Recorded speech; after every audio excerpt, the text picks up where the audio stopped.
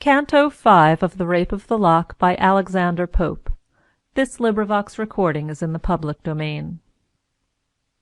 She said, the pitying audience melt in tears, but Fate and Jove had stopped the Baron's ears. In vain Thalestries with reproach assails, for who can move when fair Belinda fails? Not half so fixed the Trojan could remain, while Anna begged and Dido raged in vain. Then grave Clarissa graceful waved her fan. Silence ensued, and thus the nymph began. Say, why are beauties praised and honoured most, the wise man's passion and the vain man's toast? Why decked with all that land and sea afford? Why angels called, and angel-like adored? Why round our coaches crowd the white-gloved beaux? Why bows the side-box from its inmost rows? How vain are all these glories, all our pains, unless good sense preserve what beauty gains? That men may say when we the front box grace, behold the first in virtue as in face. Oh, if to dance all night, and dress all day, charm the small-pox or chaste old age away! Who would not scorn what housewife's cares produce, or who would learn one earthly thing of use? To patch, nay, ogle might become a saint, nor could it sure be such a sin to paint. But since, alas, frail beauty must decay, curled or uncurled, since locks will turn to grey, since painted or not painted all shall fade, and she who scorns a man must die a maid. What then remains but well our power to use, and keep good humour still whate'er we lose? And trust me, dear, good humour can prevail, when airs and flights and screams and scolding fail. Beauties in vain their pretty eyes may roll, charms strike the sight, but merit wins the soul. So spoke the dame, but no applause ensued. Belinda frowned, Thalestries called her prude. To arms! To arms! the fierce virago cries, and swift as lightning to the combat flies. All side in parties, and begin the attack. Fans clap, silks rustle, and tough whalebones crack. Heroes and heroines, shouts confusedly rise, and bass and treble voices strike the skies. No common weapons in their hands are found, like gods they fight, nor dread a mortal wound. So when bold Homer makes the gods engage, and heavenly breasts with human passions rage, 'gainst Pallas, Mars, Latona, Hermes arms, and all Olympus rings with loud alarms. Jove's thunder roars, heaven trembles all around, blue Neptune storms, and bell-winged deeps resound. Earth shakes her nodding towers, the ground gives way, and the pale ghosts start at the flash of day. Triumphant Umbriel, on a sconce's height, clapped his glad wings and sat to view the fight. Propped on their bodkin spears, the sprites survey the growing combat, or assist the fray. While thro' the press enraged Thalestries flies, and scatters death around them both her eyes. A beau and witling perished in the throng, one died in metaphor, and one in song. "O cruel nymph, a living death I bear!" cried dapper wit, and sunk beside his chair. A mournful glance Sir Fopling upwards cast, "Those eyes are made so killing," was his last. Thus on Meander's flowery margin lies the expiring swan, and as he sings he dies. When bold Sir Plume had drawn Clarissa down, Chloe stepped in, and killed him with a frown. She smiled to see the doughty hero slain, but at her smile the beau revived again. Now Jove suspends his golden scales in air, weighs the men's wits against the ladies' hair.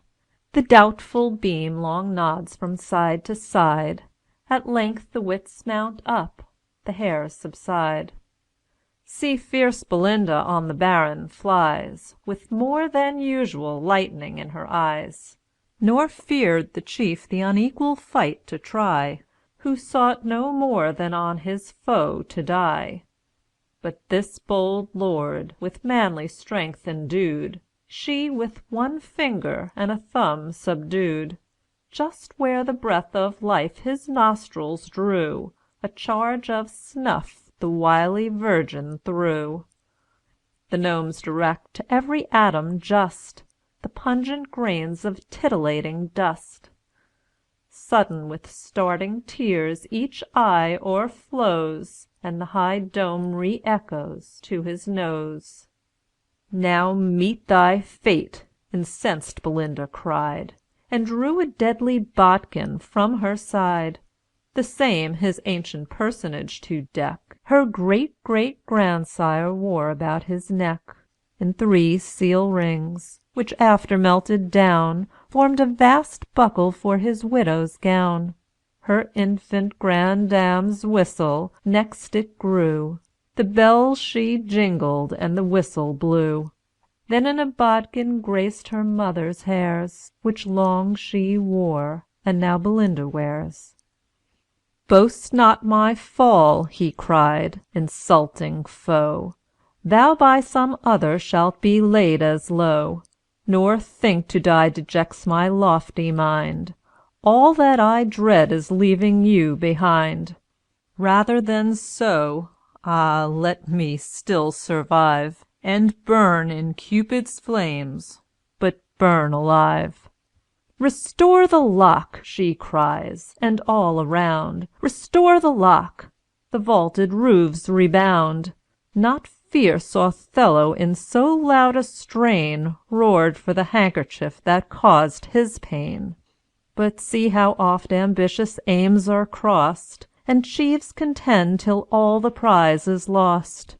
The lock, obtained with guilt and kept with pain, In every place is sought, but sought in vain. With such a prize no mortal must be blessed, So Heaven decrees, with Heaven who can contest?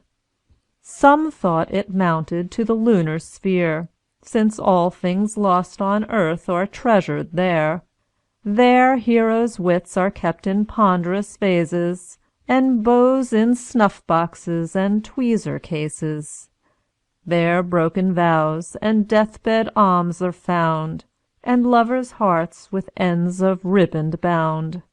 The courtier's promises and sick man's prayers, The smiles of harlots and the tears of heirs. Cages for gnats and chains to yoke a flea, Dried butterflies, and tomes of casuistry.